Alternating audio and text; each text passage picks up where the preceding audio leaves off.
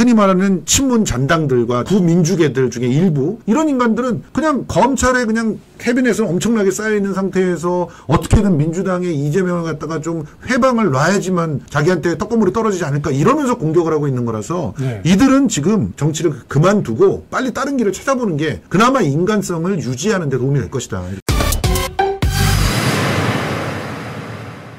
김민석 민주당 최고위원도 얘기를 또 안 할 수가 없을 것 같습니다. 발언이 상당히 센 것 같아요. 그 계엄령 발언에 이어서 이번엔 그 민주당 전 대표죠. 이낙연 전 대표 세력에 대한 비판에 나섰습니다. 그 새민주당이라고 하는 것 같은데 그 새민주당에서 그 이재명 대표에 대한 검찰 구형과 관련해 가지고 사필 규정이다.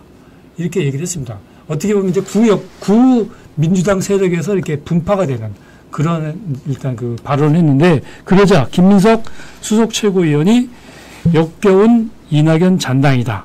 그렇게 꼬집었어요. 그러다가 또 나타났어요. 그러자 이재명 수령님의 홍위병이라 이렇게 재차 새민주당이 반박을 했는데 야권 내부에 좀 대립각이 좀 생기는 것 같아요. 포스트 이재명을 위한 그런 구도인 것인지 상당히 궁금한데 자, 우리 내부 사정을 좀 더 김성수 평론가가 좀 잘 아실 것 같습니다. 예. 네. 김민석 최고위원이 제대로 짚어서 말을 한 거예요. 네. 실제로 정치 유기견들이 돼 있는 분들이 모여가지고 새로운 미래당인지 헌 미래당인지 이거 만들었지 않습니까? 네. 그래가지고 지금 거기서도 한 자락 해보려고 하는 분들이 지금 계속 이런 도발을 하고 있는데 아니 도발을 하는 대표님은 본인이 뇌물수수로 빵에 갔다가 하야와 같은 윤석열 대통령의 은혜를 입어서 복권된 사람이에요. 전병헌 전. 예. 네. 그런 사람이 대표예요. 국민들의 눈높이에 맞습니까? 그런 사람이 대표를 하는 게?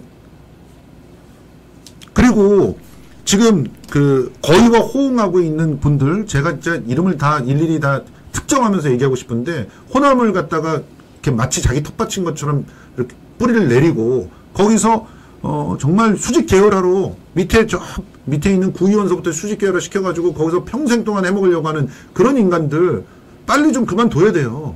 빨리 그만둬야 호남이 살아나요.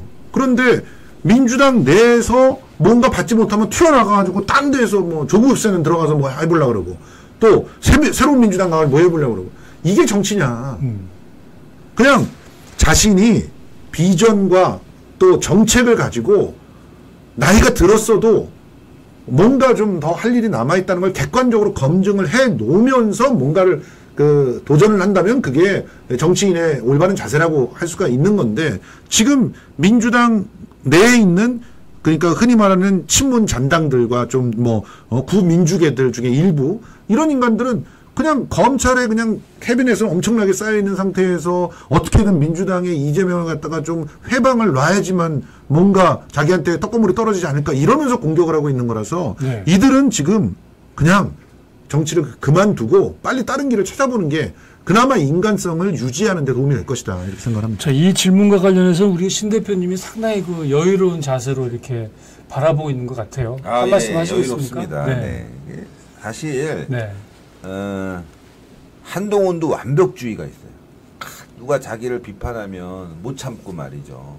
또 다른 사람의 문제점, 허물 보지 못하고 막 공격하고 그런 모습이 있거든요.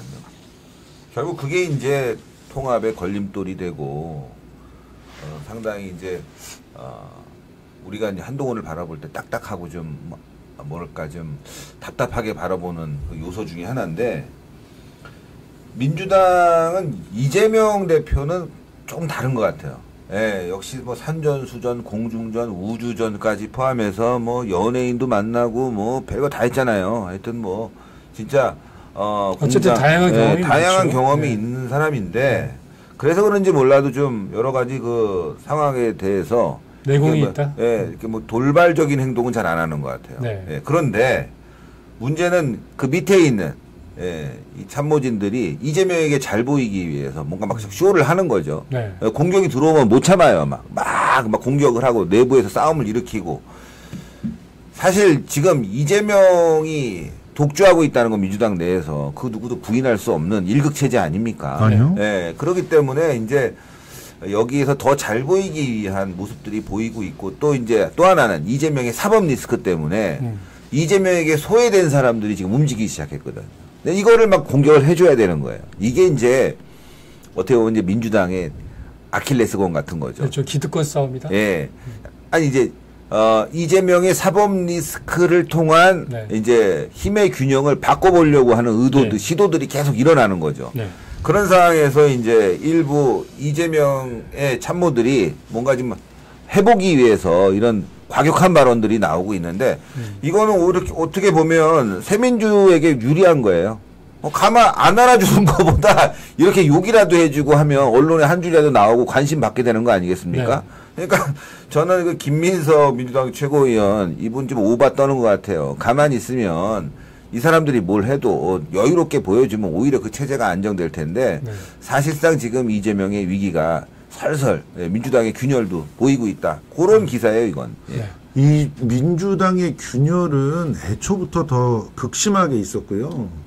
얼마나 심하게 싸우는지 다 기억을 못 하시고 관심이 없어가지고 모르시겠지만 저 같은 경우는 똥파리라고 지칭되는 그 구민주계, 품위 있게 말하면 구민주계, 그 전에 보면은 친문 오소리 때들한테 아주 너덜너덜하게 씹혔어요. 당원이기도 전에 평론을 하면서 정말 객관적인 평론을 했다고 씹혔어요. 네. 그러니까 문재인을 더 빨아주지 않고 저 건방진 놈이 나와가지고 종편에서 왜 문재인을 갖다 비판하는 얘기를 하느냐. 네. 이런 얘기를 한다고 씹혔거든요. 네. 그리고 그게 낙인이 돼가지고 문재인 대통령이 정권을 잡고 있던 그 시절에 오히려 종편에서 퇴출됐어요.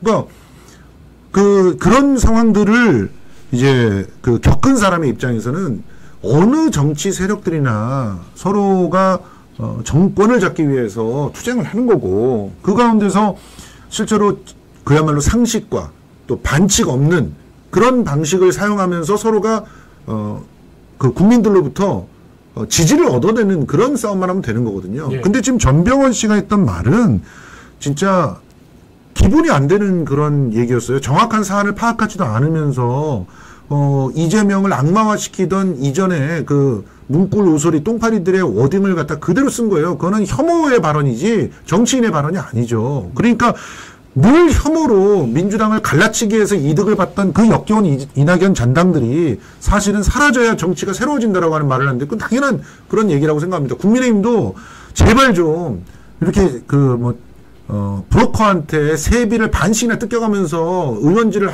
해야만 그래도 나는 된다. 이런 구태들 좀 사라지고 주술적인 그런 액마기를 하기 위해서 홍매화를 밤에 갖다 심는 그런 사람들 좀 사라지고 국민의힘에서도 좀 제대로 된 사람들이 보수의 기치를 좀 내걸고 제대로 정치를 했으면 좋겠다는 또 생각이 새길로 빠져갖고 다시 또 티켓을 다시 사러 가야 될 것 같아요. 네. 예.